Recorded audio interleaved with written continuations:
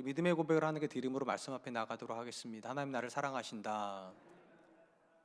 하나님은 내 인생에 크고 비밀한 게 가지고 계신다. 하나님은 오늘도 나와 동행하셔서 그 계획 이루어 주신다. 아멘. 그렇게 될 줄로 믿습니다. 아멘. 인도를 여행하던 한 여행자가 여행 중에 만났던 금을 연단하는 대장장에게 이렇게 질문을 했답니다. 당신은 금을 연단할 때 금이 순금이 된 걸 어떻게 확인하십니까? 그땐 대장장이가 잠시 망설임도 없이 이렇게 이야기를 했다고 합니다. 금 속에 내 얼굴이 비춰질 때까지 저는 정제를 합니다. 불순물이 들어가면 제 얼굴이 비춰지지 않기 때문입니다. 어떤 광물도 채굴하면 바로 쓸 수 있는 그런 광물이 되지는 않습니다. 광물이 형성이 되면서 오랜 기간 동안 함께 불순물이 들어가기 때문에 모든 광물은 일정 시간의 정제 시간을 거쳐야 우리가 원하는 그 모습의 광물이 되게 되어 있습니다. 인생의 여정에서도 우리가 의식하든 의식하지 못하든 간에 시간이 흘러가면서 우리 안에 불순물들이 계속 끼어들게 됩니다. 본래 우리가 그런 성격이 아니었는데, 본래 그런 인격으로 태어나지 않았는데 이런저런 불순물에 의해서 우리의 인격이 뒤틀리기도 하고 우리의 성격이 바뀌기도 하게 됩니다. 어릴 때 부모로부터 받았던 학대가 나이가 들어서도 여전히 인격에 걸림돌이 되는 분들이 있습니다. 받아들여지지 못했기 때문에 다른 사람을 못 받아들이는 분들이 굉장히 많이 있기 때문입니다. 사춘기 때 친구들에게 왕따를 당했던 기억들이 다른 사람이 자꾸만 여전히 나를 비토한다고 느끼는 분들이 종종 있습니다. 또한 자기가 원했던 일에서 자꾸 실패를 할 때 자기 인생에 대한 무력감을 계속 이후로도 느끼는 그런 모습을 보게 됩니다. 다 인생에 불순물이 들어간 것입니다. 본래 우리는 그런 사람들이 아니었는데 이런저런 불순물에 의해서 우리의 성격도 우리의 인격도 우리의 모든 것들이 다 바뀌게 되는 것입니다.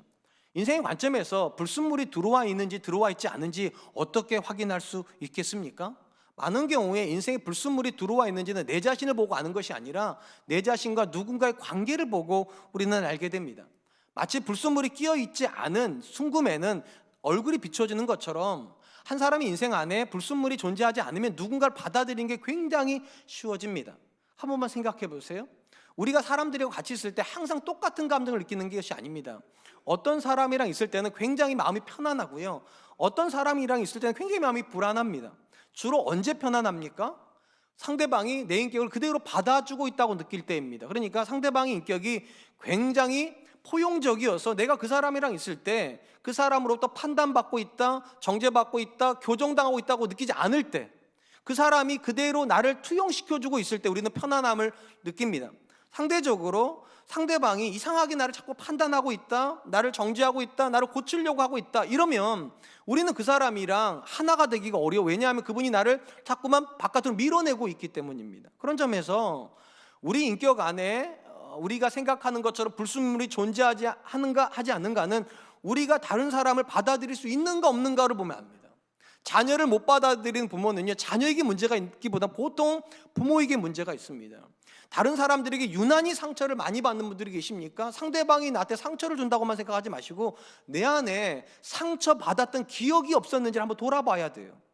우리가 흔히 상담 전문가라고 부르기도 하고 또는 정신과 전문의라고 부르는 분들을 만나게 되면 그분들이 우리에게 주는 도움은 거의 똑같습니다. 우리 이야기를 듣습니다. 그리고 계속 대화를 하면서 우리가 인식하고 있지 않았던 우리 인생에 들어와 있는 불순물을 찾아줍니다.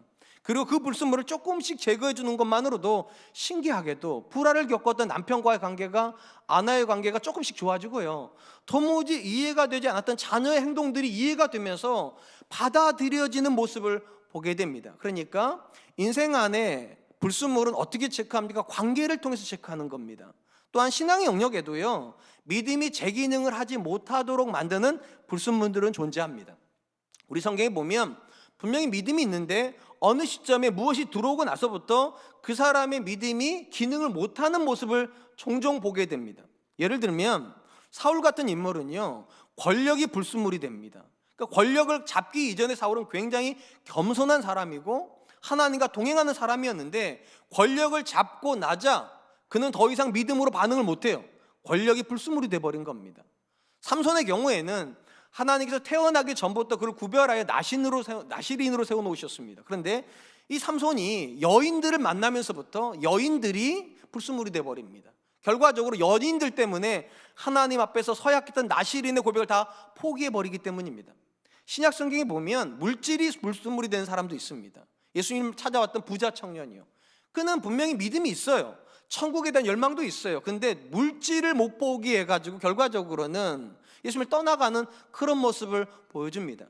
오해하지 말아야 될 것은 권력이 불순물은 아닙니다. 또 내 바깥에 있는 이성이 불순물도 아니에요. 재정이 불순물도 아니에요. 그것이 나로 하여금 하나님과 관계를 맺지 못하도록 만들 때 불순물이 되는 겁니다. 신앙 영역에서 우리가 제대로 된 기능을 하고 있는가 안 하고 있는가 어떻게 점검합니까? 우리와 하나님의 관계가 정상적으로 작동하는지를 보면 됩니다. 내 인격 속에서 하나님의 모습이 드러나는가? 내가 하는 결정 속에서 하나님의 의견이 내 의견 속에 반영이 되는가?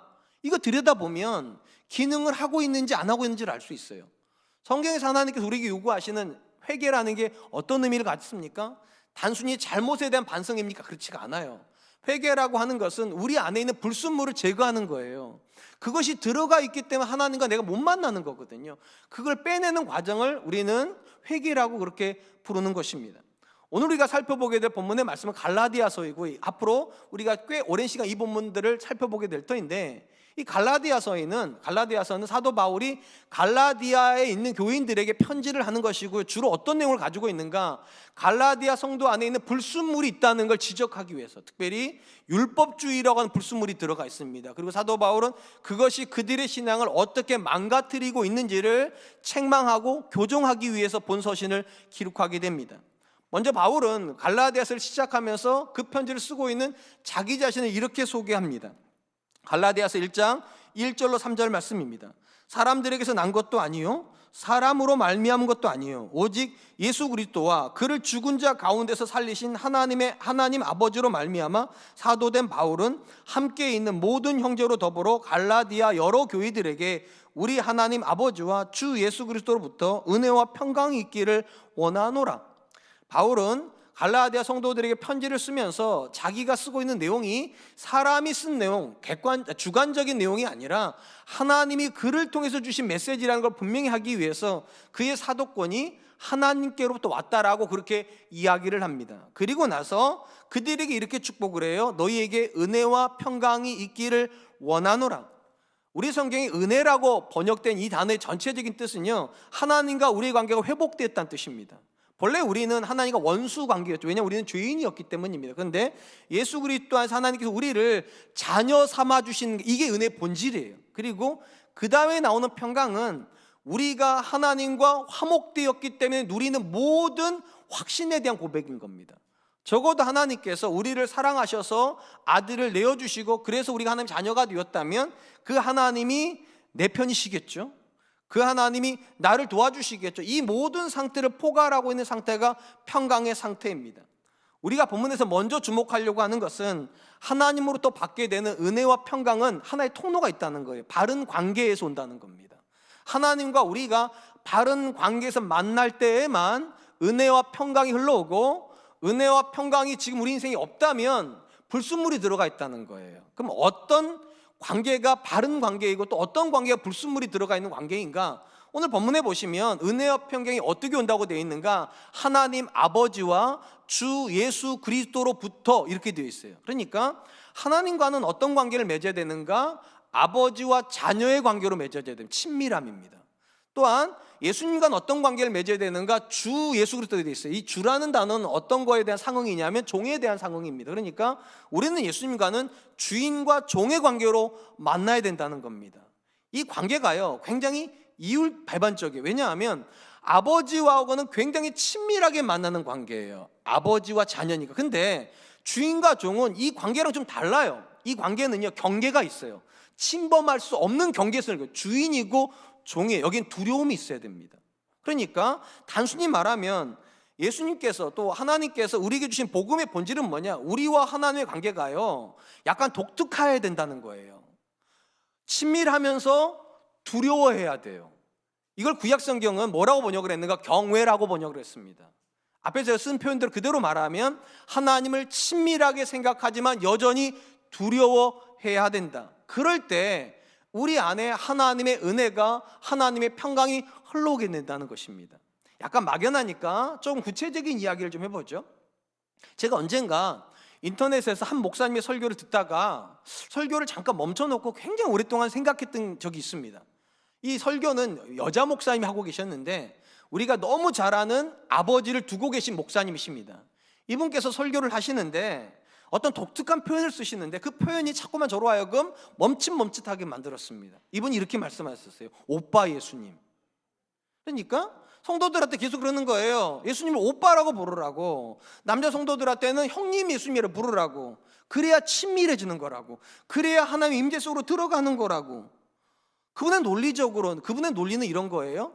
하나님과 예수님이 아버지와 아들의 관계이고 우리가 예수님으로 말미암아 하나님의 자녀가 되었다면 우리와 예수님은 형제이기 때문에 오빠여야 된다는 거죠. 형님이어야 된다는 거죠. 근데 저는 지금 이 나이까지 신앙생활하면서 한 번도 예수님이 형님일 거라고 생각해 본 적이 없어요. 저는 한 번도 여러분들도 예수님이 오빠일 거라고 생각했다고 저는 생각하지를 않아요. 근데 자꾸만 그분이 오빠 예수님, 형님 예수님 이러니까 제가 설교에 진도를 나갈 수가 없는 거예요. 그래서 생각을 하기 시작했어요. 이게 정말 맞나? 이분이 말씀하시는 것처럼 예수님이 오빠일 수 있고 예수님이 형님일 수 있어야 되는가?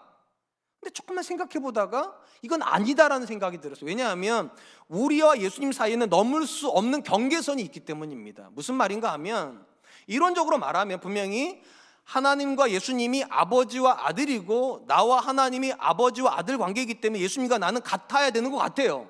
근데 이게 성립이 되려면 예수님과 하나님의 관계가 우리와 예수님 관계가 하나님과 관계가 똑같은가를 점검해야 돼요. 무슨 말인가?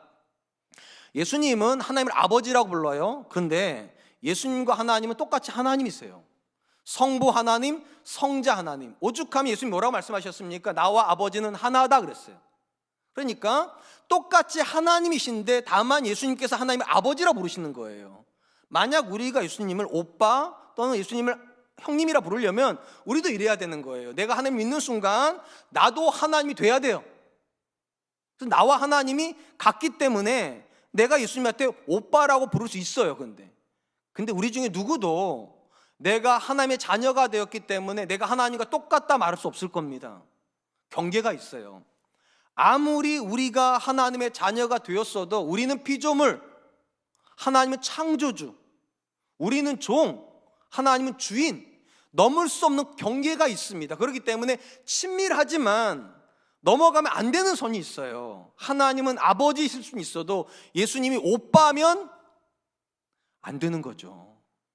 그런 점에서 성도가 믿음 안에서 하나님과 또 예수님과 가지는 관계는요, 가능성과 한계를 같이 내포하고 있습니다. 가능성은 무엇입니까? 이렇게 못난 우리가 하나님의 자녀가 될 수 있는 가능성이 있어요. 믿음 안에 있으면. 심지어 하나님이 우리를 향하여서 사랑하는 내 아들아 그렇게 말씀하신다니까요. 가능성이에요. 근데 여기에는 한계도 있어요. 무슨 말인가? 하나님이 나를 사랑하니까 내가 마음대로 살아도 되겠지. 그건 안 돼요. 왜냐하면 내 인생의 주인이 있다니까. 예수님이 주인이세요.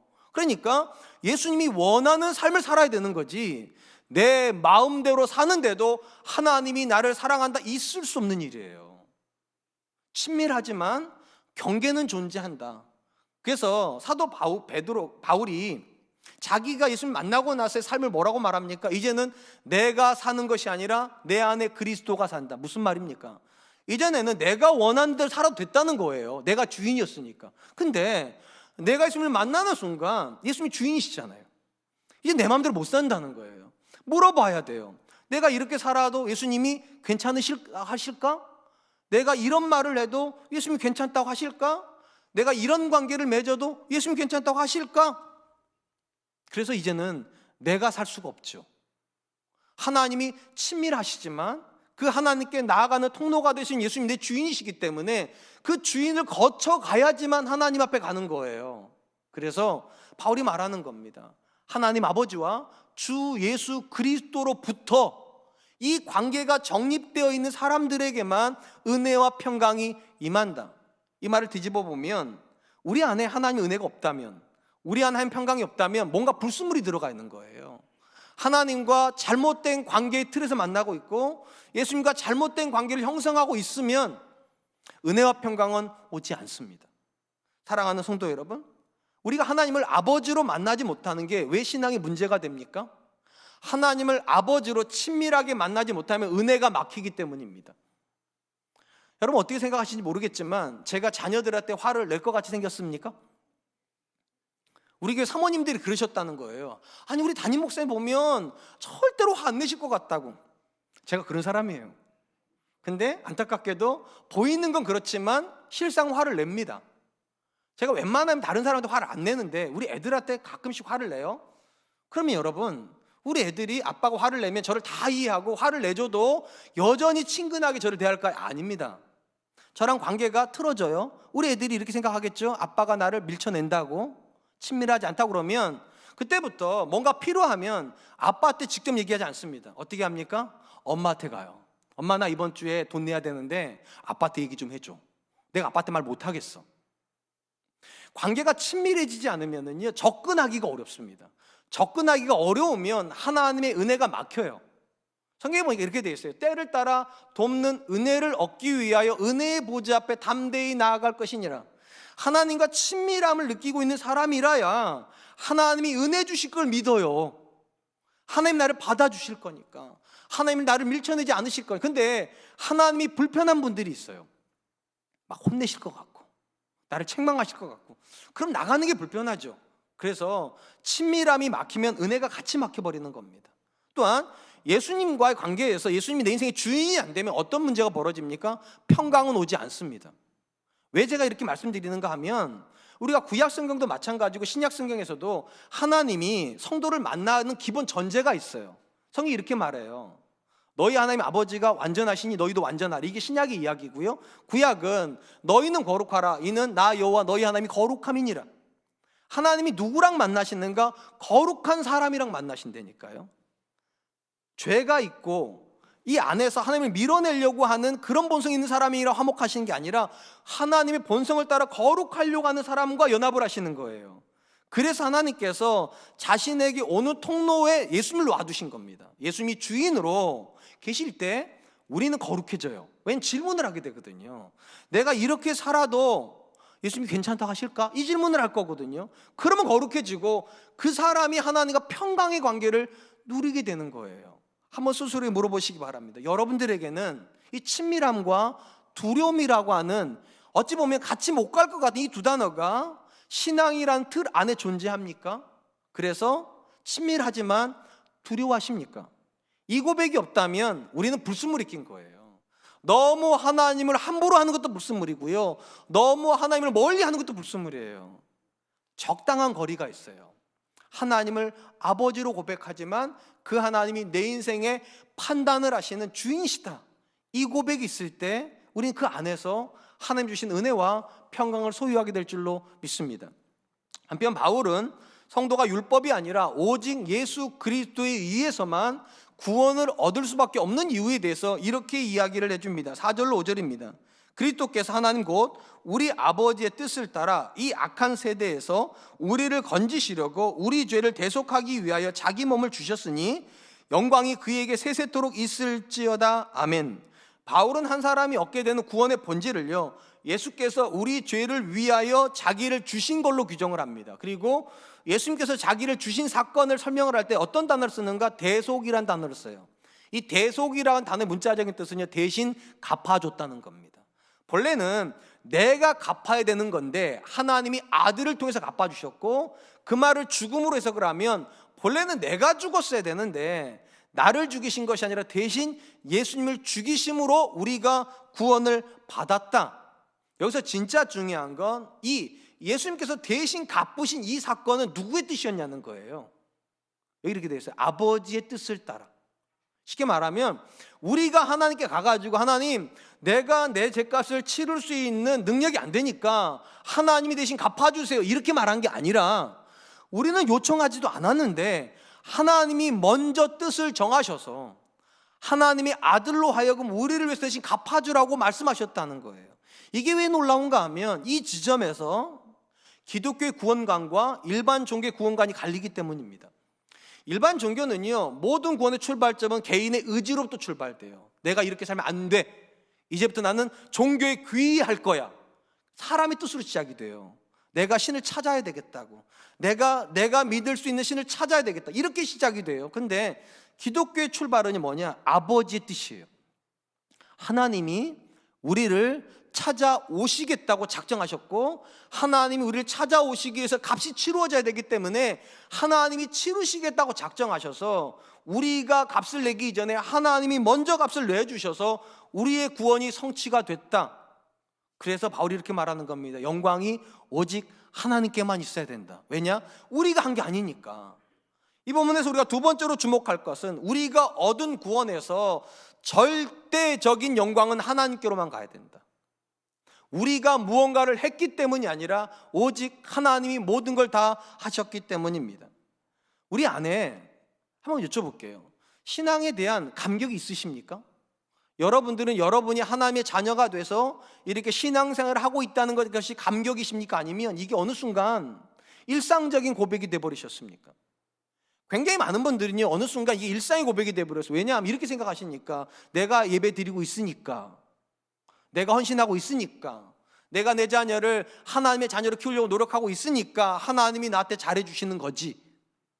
어느 순간 마치 내가 뭔가를 하고 있다는 게 신앙의 가장 중요한 요소인 것처럼 생각을 합니다. 그럼 뭐가 사라져버리는가? 은혜가 사라져버려요. 성경이 말하는 신앙의 본질은 뭐냐? 우리가 아무것도 안 한다는 게 아니에요. 근데 우리가 아무것도 못하는 지점에서도 하나님이 먼저 하셨다고. 은혜예요, 은혜. 왜 사도 바울이 율법에 대해서 그렇게 마음속에 몸서리치면서 거절을 하는가? 율법이 틀렸기 때문이 아니에요. 율법이 먼저 들어와 버리면 어떤 문제가 벌어지는가? 우리의 구원의 감격이 사라져 버려요. 적어도 내가 뭔가를 하고 있다고 생각하기 때문이죠.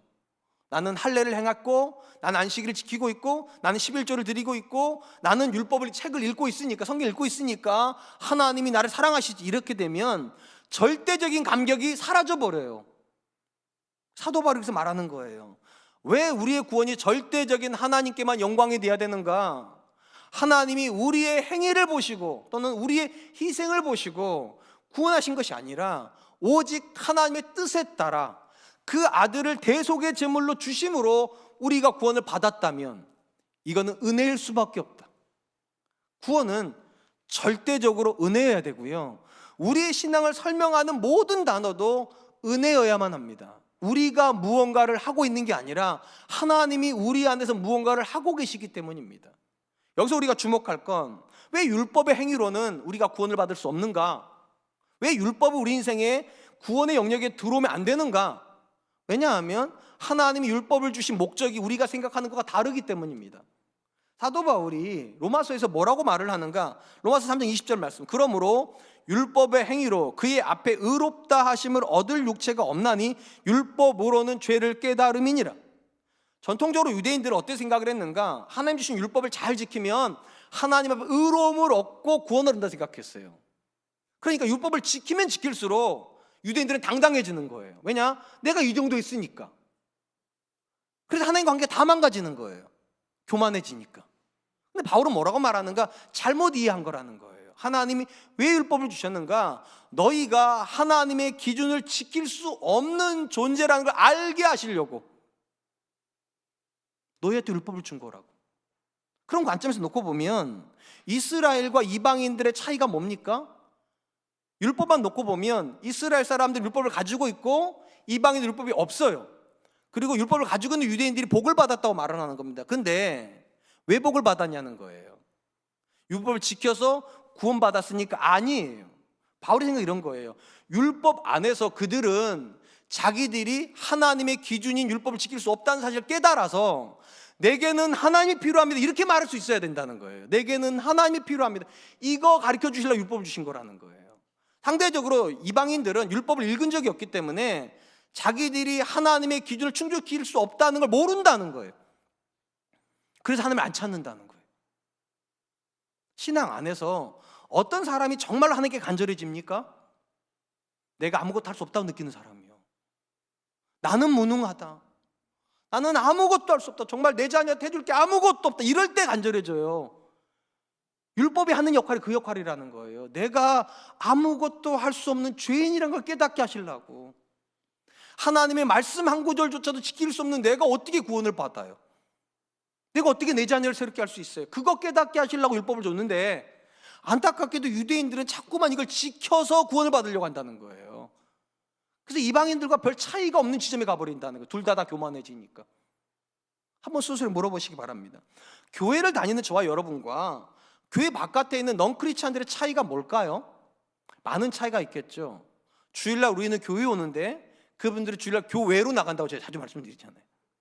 우리는 하나님께 헌금을 하지만 그분들은 자기 인생에다 돈을 써요. 차이가 많아요. 근데 보다 근본적인 차이가 하나가 있죠. 그들은 인정하지 않는 걸 우리는 인정합니다. 세상이 진짜로 싫어하는 단어, 죄인이라는 걸 우리는 인정해요. 우리는 쉽게 인정해요. 내가 죄인이라고. 근데 여러분, 세상 사람들은 반기를 들어요. 내가 왜 죄인이냐고. 나는 정말 도덕적인데 나 정도 사는 사람 어디 있다고. 내가 왜 죄인이냐. 그렇게 덤벼요. 그럼 여러분, 왜 교회 다니는 사람들은 내가 죄인이라는 걸 쉽게 인정을 할까요? 이유가 있어요. 하나님께서 그분의 자녀들을 지속적으로 말씀 앞에 세우시기 때문입니다.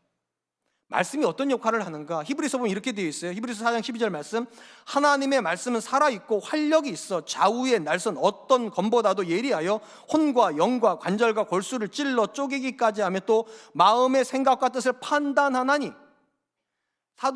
히브리서 저자가 말하는 말씀의 기능은 뭐냐? 이 말씀은 바깥에 있을 때 기능을 하는 게 아니라 이 안으로 들어와서 우리 안에는 모든 것을 찔른대요. 그래서 뭐를 들춰내는가? 우리의 생각과 우리의 뜻이 하나님의 앞에 판단받을 수 있도록. 쉽게 말하면 말씀이 들어와가지고 내 생각 옆에 있는다는 거예요. 말씀이 들어와서 내 뜻 옆에 있는다. 그리고 나서 이 말씀이 이렇게 말하는, 너 틀렸다고 말해준다는 거예요. 네가 틀렸다고. 하나님의 말씀과 네 생각을 비춰보라. 이게 같을 수 있냐고. 틀렸다고. 말씀이 끊임없이 우리한테 말해준답니다. 네가 틀렸다고. 그래서 안다는 거예요. 내가 잘못된 길에 들어서 있구나. 그게 죄인이라는 뜻이에요. 성경이 말하는 죄의 개념은 나쁜 일에 가고 있다는 게 아니라 말씀과 다른 길로 가고 있다는 거예요. 말씀과 다른 길로 가고 있다고. 기준이 없으면 몰라요. 내가 다른 길로 가고 있는지. 기준 앞에 서야 내가 잘못됐다는 걸 알아요. 여러분 보시기에 제가 좀 키가 큽니까? 작습니까? 대답하지 마세요. 저도 알아요. 그럼 다시 물어볼게요. 제가 거울을 볼 때마다 제가 키가 작다고 느꼈을까 안 느꼈을까요? 단 한 번도 안 느꼈어요. 저는 정말로 제가 거울 앞에 섰을 때 저는 잘생겼다고 생각했지, 죄송해요, 키가 작다고 한 번도 안 느꼈어요. 근데 언제 제가 작다고 느꼈을까요? 내 옆에 큰 사람을 보고요. 얘가 크네? 그럼 내가 작네? 여러분, 기준이 없으면 나를 모릅니다. 그냥 내가 괜찮은 줄만 알아요. 기준이 없으면 내가 괜찮은 거예요. 왜 하나님께서 이스라엘에 율법을 주시고 저와 여러분들 말씀을 주셨을까? 이 말씀이 기준이에요. 하나님이 내게 무엇을 원하시는지. 그래서 그 말씀 앞에 서면 초라해져요, 내가요. 그게 죄인이란 고백이에요. 말씀과 멀어지면 나는 의인이 돼요. 왜냐하면 기준을 모르니까 내가 괜찮은 줄 알아요. 근데 말씀이 가까워지면 계속 부담스러워져요. 하나님이 말씀하신 이 기준대로 내가 못 살 것 같으니까. 하나님께 저와 여러분들을 왜 말씀 앞에 세우실까요? 죄가 살아나게 하기 위해서요. 죄가 살아나야 되는 이유가 뭡니까? 그래야 이렇게 말하는 거예요. 내게는 하나님이 필요하다고. 내가 나를 새롭게 할 힘이 하나도 없다고. 하나님이 나를 새롭게 해주셔야 된다고. 나를 구원하는 것도 하나님 능력이고, 내 관계를 새롭게 하는 것도 하나님 능력이고, 내 자녀를 새롭게 해주는 것도 내 안에 능력이 있는 게 아니라 하나님이라고. 불순물이 뭡니까? 여러분들이 괜찮다고 느끼는 게 불순물이에요. 나 정도 되면 괜찮지. 나는 열심히 사는데 내 자녀가 문제지. 나는 최선을 다하는데 내 배우자가 문제지. 그게 불순물이에요. 왜냐하면 성경은 여러분의 배우자의 잘못을 두치려고 말씀 앞에 여러분을 세우는 게 아니에요. 우리의 잘못을 두치려고요. 우리의 잘못을.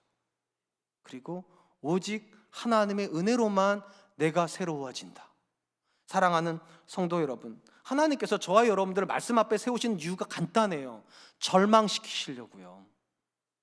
하나님 말씀 앞에 서가지고 절망하지 않습니까? 소망이 없는 거예요. 여러분, 남편에 대한 이야기를 읽을 때 남편이 절망해야 하나님 말씀하신 이런 남편 내가 못 될 것 같습니다. 저를 좀 도와주세요. 아내의 말씀을 읽으면서 내가 절망을 해야 남편 앞에 가가지고 함부로 안 하죠. 저는 참 말씀 읽을 때마다 괴로운 말씀 몇 구절이 있어요. 해지기 전까지 분노를 풀어라, 이런 말씀 읽을 때 참 힘들어요 저는요. 왜냐하면 저랑 제 아내랑 싸우고 나면 거의 대부분 24시간을 넘겨요. 제가 분이 풀리는 시간이 그 정도 걸리나 봐요. 근데 말씀 앞에서 자꾸만 해지기 전에 분을 풀으라, 이게 참 어려워요 저는요. 그러니까 기도하게 돼요. 하나님, 안 돼요. 알겠는데 안 돼요. 죄인이란 뜻이에요. 그래야 절망이 돼요. 그래야 하나님 앞에 은혜를 구해요. 하나님이 저와 여러분들 절망시키는 건 인정하라는 거예요. 인정하라고. 성경이 말하는 그 부부관계 내가 못 이루겠습니다 하나님. 성경이 말하는 그 자녀의 관계를 내가 내 힘으로 못 만들겠습니다. 성경이 말하는 이웃과의 화목을 내가 못 이루겠습니다 하나님. 아무리 해보려고 해도 하나님의 말씀대로 안 됩니다. 내게는 은혜가 필요합니다 하나님. 내게 은혜 주세요. 왜 우리가 은혜를 경험하지 못할까요? 불순물이 껴있기 때문이에요. 교만이란 불순물이에요. 나는 잘하고 있는데 그 사람이 문제다. 나는 괜찮은데 네가 문제다. 나 정도 되면 정말 괜찮은 건데 내 자녀들이 문제다. 불순물이 낀 거예요. 우리는 은혜가 없으면 못 살아요. 이 땅에는 어떤 사람도 하나님의 은혜가 없이 하나님 앞에 설 수 있는 사람은 없어요. 그러므로 하나님의 말씀 앞에서 절망하십시오. 그리고 기도하세요. 하나님, 내가 죄인인데 내가 이 말씀대로 살고 싶은데, 내가 이 말씀대로 관계를 발전시키고 싶은데 내게는 그런 힘이 없습니다. 하나님 도와주세요. 그때 은혜가 흘러올 겁니다. 그때 하나님의 말할 수 없는 평강을 우리가 경험하게 될 줄로 믿습니다. 마지막으로 바울은 한 사람이 절대적인 하나님의 계획과 또 절대적인 예수님의 대속의 죽음에 의해서 구원을 받았다, 구원의 은혜를 경험했다고 말한 다음에 갈라디아 교회 성도들이 이 은혜에서 떠나고 있는 것에 대해서 책망을 합니다. 그게 오늘 본문 말씀 6절로 7절입니다. 그리스도의 은혜로 너희를 부르신 이를 이같이 속히 떠나, 동그라미 치세요. 그리스도의 은혜로 너희를 부르신 이를 이같이 속히 떠나 다른 복음을 따르는 것을 내가 이상하게 여기노라. 다른 복음은 없나니 다만 어떤 사람들이 너희를 교란하여 그리스도의 복음을 변하게 하려함이니라. 바울이 이렇게 말하는 거예요.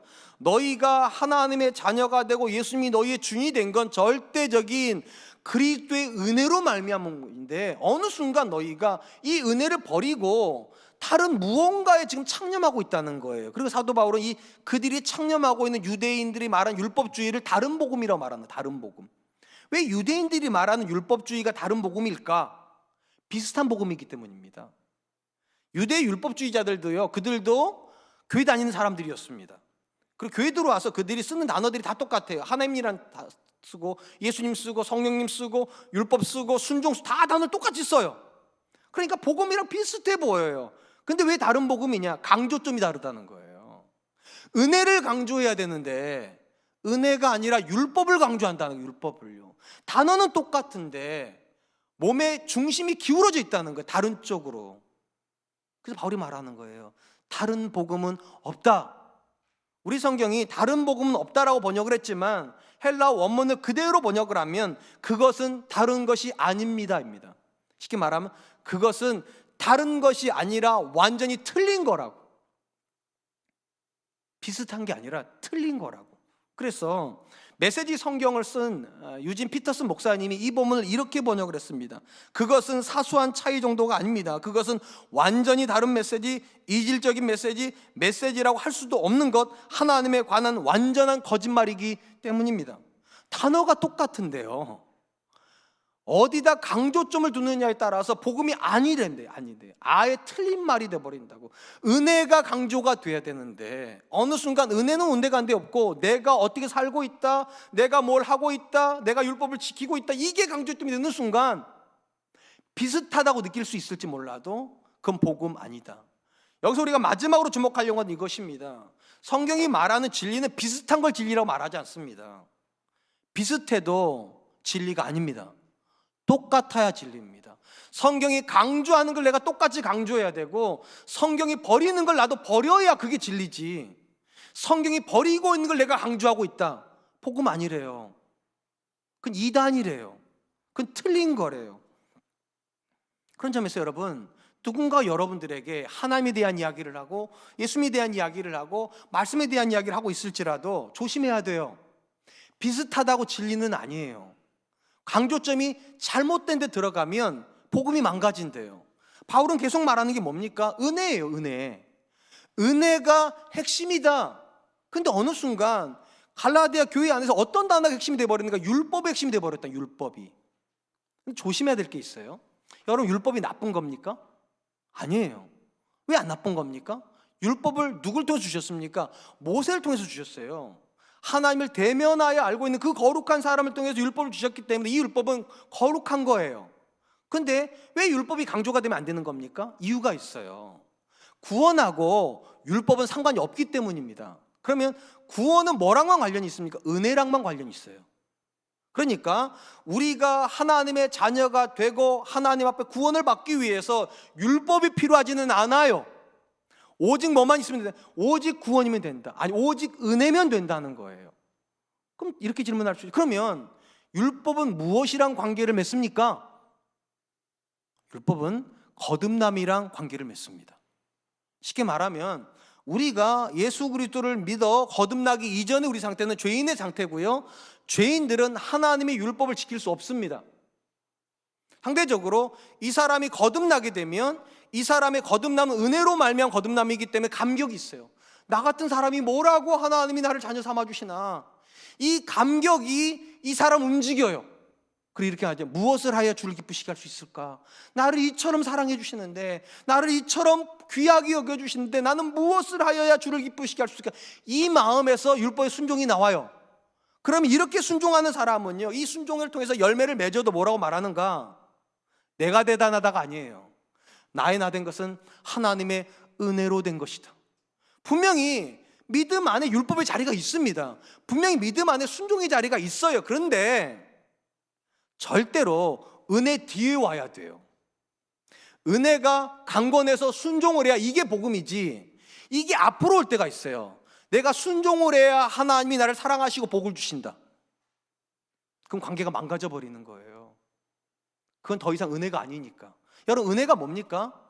은혜는 선물이어야 돼요. 하나님이 나 같은 사람한테 값없이 주셨다. 이게 은혜예요. 근데 순종이 앞에 오면 어떤 일이 벌어집니까? 내가 순종했기 때문에 은혜 주시면 대가예요. 이건 대가. 내가 이렇게 열심히 살았더니 하나님께 복 주시더라. 그럼 감격이 없어요, 사실은요. 좋기는 한데, 어쩌면 감사할 수는 있긴 한데 감격이 없어요. 우리 교회 안에서도요, 얼마든지 감사하긴 하지만 감격이 없는 분들을 쉽게 만나게 됩니다. 왜냐하면 자기가 뭘 했다 이거예요. 뭘 했다 이거예요. 오직 은혜여야 되는데 그 자리에 내가 들어가 있어요. 내가 40일 금식했더니, 내가 헌금을 했더니, 내가 봉사를 했더니, 자꾸 이렇게 말하는 분들이 있어요. 바울은 그렇게 말하지 않아요. 나의 나 된 것은 하나님의 은혜로 된 것이라고. 은혜가 강권해서 내가 헌신한 거라고. 은혜가 강권해서 내가 그나마 여기까지 이렇게라도 살 수 있었던 거라고. 최근에요, 제가 은혜 받은 일이 좀 있어요. 물론 하나님, 여러분이 생각한 그런 은혜는 아니에요. 한 2-3주쯤인데 제 아내가 저한테 이렇게 말하는 거예요. 여보, 희준이 핸드폰 봤어? 그러는 거예요. 우리 희준이는 큰아들입니다. 제 아내가 이제 어떻게 하다가 저희 아이의 핸드폰 겉화면을 봤나 봐요. 그 바탕화면을 봤나 봐요. 바탕화면에 어떤 사진이 있다는 거예요. 한번 여러분 여쭤볼게요. 여러분의 자녀의 핸드폰 보신 적 있습니까? 훔쳐봤다는 뜻이 아니라 어떻게 하다 보니까 바탕 볼 때 있잖아요. 전화가 오면 보이잖아요. 관심이 없으세요? 볼 때가 있잖아요. 주로 여러분 자녀의 핸드폰의 바탕화면에는 어떤 사진이 있던가요? 좋은 배경이 있거나, 아니면 여자친구가 남자친구랑 찍은 사진이 있거나, 아니면 그냥 처음 초기화됐던 그 화면이 그대로 있겠죠. 뭐 삼성, 뭐 애플 이런 게 있겠죠. 우리 아들 핸드폰 바탕화면에 독특한 게 있더라는 거예요. 저보고 한번 보라고. 뭐가 있을까요? 뭐가 있을 것 같습니까? 성경책이 있는 건 아니에요. 죄송하지만 사진이 하나가 있더라고요. 두 사람이 있더라고요. 엄마와 아빠요. 제가 태어나서 처음 봤어요. 엄마 아빠 사진을 바탕화면으로 가지고 있는 아들을 처음 봤어요. 우리 아들이요. 그래서 제 아내가 조심스럽게 물어봤어요. 미안한데 왜 거기 엄마 아빠 사진을 봤어? 또 우리 아기 이렇게 말해요. 엄마, 시험 기간이잖아. 시험 공부하기 싫을 때 사진 한번 보고, 내가 공부 안 하면 이 두 사람이 싫어해, 내가 공부 안 하면 이 두 사람이 슬퍼해, 그리고 하려고 그걸 펴놨대요. 근데 제가 마음에 이런 생각이 드는 거예요. 고맙다. 엄마 아빠가 이 사람을 이 존재로 움직이게 하는 힘이 되고 있는 거잖아요. 여러분, 신앙 안에서 은혜가 왜 중요한 줄 아세요? 은혜가요, 사람을 움직이는 근거이기 때문이에요. 하나님이 주시는 그 은혜가 있으면 사람은 움직여요. 내가 움직이기 때문에 은혜가 따라오는 게 아니라 은혜가 있기 때문에 사람이 움직이는 거예요. 그래야 교만해지지 않아요. 공부를 아무리 잘해도요, 부모의 은혜를 알고 있는 자녀는 부모한테 요구하지 않아요. 제가 그 이야기를 듣고 우리 아이가 어쨌든 공부를 다 했어요. 너무 고마워서 제가 용돈을 주고 싶어서, 우리 아이가 뭐라는 줄 아세요? 아빠, 나 용돈 있어요. 안 주셔도 돼요. 더 은혜 받았어요. 제가요, 뭔가를 하고 받을 생각을 안 하는 거예요. 여러분, 언제 은혜가 됩니까? 내가 순종을 했는데도 은혜가 안 와도 괜찮다고 말할 때, 그때가 진짜예요. 순종해놓고 은혜 바득바득 받겠다 우기는 분들이 있어요. 나 이 정도 했는데 왜 안 주시냐고. 은혜 아니에요. 그러면 그거는요, 내가 아무리 열심히 살아도 나는 은혜 받으려고 순종한 거 아닙니다. 하나님, 너무 감사해서 은혜 안 주셔도 저는 너무 감사해서 내가 하나님 앞에 이렇게 사는 거예요. 나 하나님 사랑해요. 그냥. 어떤 게 불순물입니까? 순종이 맨 앞에 오는 게 불순물이에요. 내가 순종하니까 하나님 나 사랑하시겠지, 내가 순종했으니까 하나님 나한테 복 주시겠지, 불순물이에요. 그렇게 해서 우리는 은혜 못 받아요. 사랑하는 성도 여러분, 다시 말씀드릴게요. 하나님의 은혜와 하나님께 순종하는 이 삶은 굉장히 깊은 관련이 있어요. 근데 굉장히 많은 분들이 이걸 잘못 갖다 놔요. 순서를요. 순종을 맨 앞에다 자꾸 갖다 놔요. 그리고 이렇게 말해요. 내가 금식을 하니까, 내가 특별 기도를 했으니까, 내가 성경을 몇 독 했으니까, 내가 봉사를 했으니까 이제 복 주시겠지. 그러다가 복을 받으면 다행이에요. 복을 못 받으면 삐져버려요. 마음에 상실감이 생겨요. 은혜가 오는 게 아니라 분노가 와버려요. 불순물이에요. 그렇게 가는 게 아니라니까요. 은혜가 먼저 와야 돼요. 날마다 하나님의 은혜가 감격이 되고 그 은혜가 나로 하여금 움직이게끔 만들어야 돼요. 그래서 이렇게 말해야 된다니까요. 다 하고 나서 이렇게 말해야 돼요. 나의 나 된 것은 하나님의 은혜로 된 것이라. 내가 아니라 오직 하나님의 은혜라.